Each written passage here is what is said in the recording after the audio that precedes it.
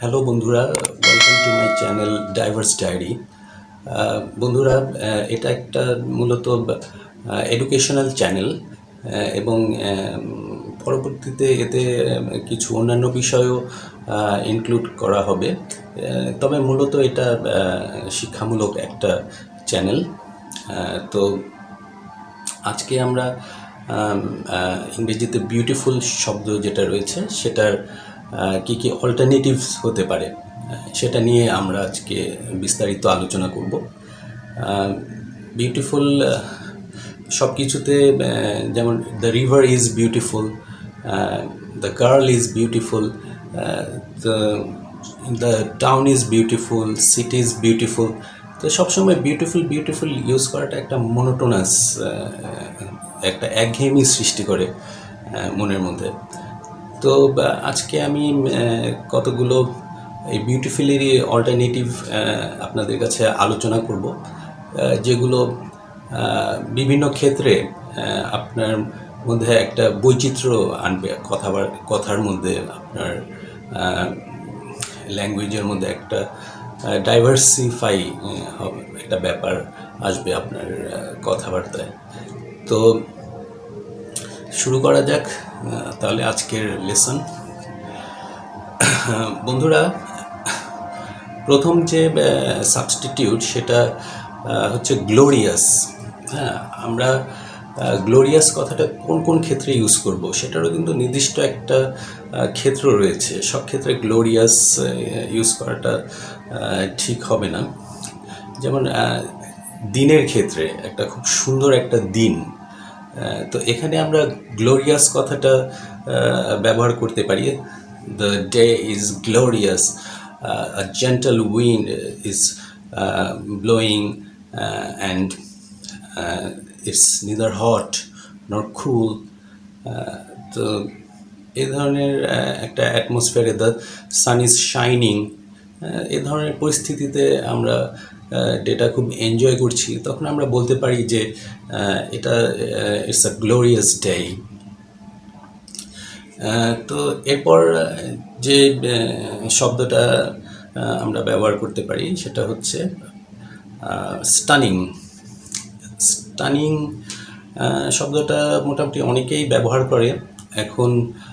মোটামুটি এটা প্রচলিত একটা শব্দ, স্টানিং। তো স্টানিংটা মূলত প্রায় সব ক্ষেত্রেই ব্যবহার করা যেতে পারে। এটা আপনার the girl is stunning, the dress is stunning, এ ধরনের অনেক কিছুতেই এই স্টানিং কথাটা আপনারা ব্যবহার করতেই পারেন। এরপর যে ওয়ার্ডটা আমরা ডিসকাস করব সেটা হচ্ছে স্প্লেন্ডিড। স্প্লেন্ডিড শব্দটা আমরা এরকম কোনো জায়গায় গেলাম, খুব ভালো একটা সময় কাটালাম, তো সেক্ষেত্রে আমরা স্প্লেন্ডিড কথাটা শব্দটা ইউজ করতে পারি। যেমন we had a splendid time in the vacation. তো অনেকে we spend a quality time এভাবেও বলে থাকে। তো সবচেয়ে অ্যাপ্রোপ্রিয়েট ওয়ার্ডটাই কিন্তু স্প্লেন্ডিড। তো এরকম সময় কাটানোর ক্ষেত্রে সেখানে স্প্লেন্ডিড ওয়ার্ডটাই সবচাইতে মানানসই।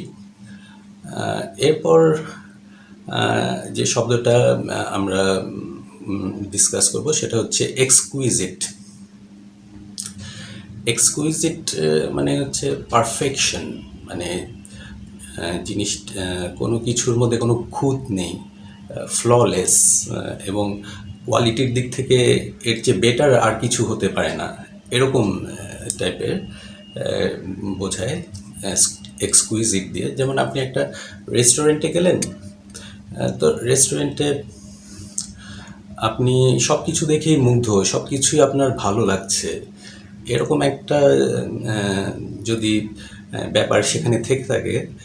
যেমন আপনি একটা রেস্টুরেন্টে গেলেন, আপনি তার বর্ণনা দিচ্ছেন যে I was amazed by the interiors of the restaurant.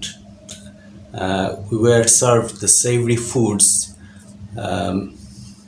The behavior of the staffs were outstanding. Oh, the restaurant is exquisite. There is nothing flaw. তো এই ধরনের ক্ষেত্রে এক্সকুইজিট কথাটা ব্যবহার করতে পারেন আপনারা। এরপর যে শব্দটা সেটা হচ্ছে ম্যাজেস্টিক। ম্যাজেস্টিক কথাটা আমরা সব ক্ষেত্রে নয়, কিছু কিছু ক্ষেত্রে ব্যবহার করতে পারি। কিছু এক্সাম্পল আমি দিচ্ছি। যেমন একটা ডান্স শোতে আপনি গেলেন, তো সেই ডান্স শোতে খুব ভালো একটা পারফরমেন্স হলো, তো আপনি তখন বলতে পারেন যে the performance was the majestic, it was a majestic performance. এরপর একটা শহরের বর্ণনা দিতে যান আপনি, the New York city is majestic, outstanding. তো এরকম আপনি বর্ণনা দিতেই পারেন। তো এরপর যে শব্দটা সেটা হলো আপনার এনচ্যান্টিং। এনচ্যান্টিং শব্দটাকে বাংলা করতে গেলে সেটা হয় মোহনীয়। তো মোহনীয় অনেক কিছুই হতে পারে, কারো চেহারা মোহনীয় হতে পারে। একটা মানুষের সৌন্দর্যের ক্ষেত্রেই এনচ্যান্টিংটাই ইউজ হয় বেশি, অন্যান্য ক্ষেত্রেও এটা ইউজ হতে পারে। তো এরপর আরও বেশ কয়েকটা ওয়ার্ড নিয়ে আমরা আলোচনা করব, যেগুলো আমরা ট্রাভেলের ক্ষেত্রে বেশি ব্যবহার করে থাকি। যেমন ফ্যাবিউলাস, ম্যাসমেরাইজিং। ফ্যাবিউলাস কথাটা সাথে আমরা স্পেকটাকুলার ওয়ার্ডটাও যোগ করে দিই অনেক সময়।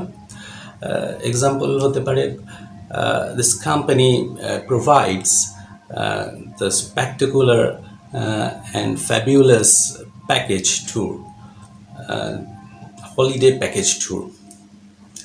তো এক্ষেত্রে এই ধরনের শব্দগুলোই বেশি ব্যবহার হয় ট্যুরিজমের ক্ষেত্রে। তারপর ম্যাসমেরাইজিং। ম্যাসমেরাইজিংয়ে শব্দটা মনোমুগ্ধকর, মন্ত্রমুগ্ধকর, এটার বাংলার অর্থ দাঁড়ায়। তো এটাও সৌন্দর্যেরই আরেকটা সিনোনিমস। তো এটার একটা এক্সাম্পল হতে পারে, have you been to Nafakhum? I was wondered by the mesmerizing view of the waterfall. তো এই ক্ষেত্রে মেসমেরাইজিং, বিউটিফুলের চেয়ে মেসমেরাইজিং শব্দটা বেশি অ্যাপ্রোপ্রিয়েট।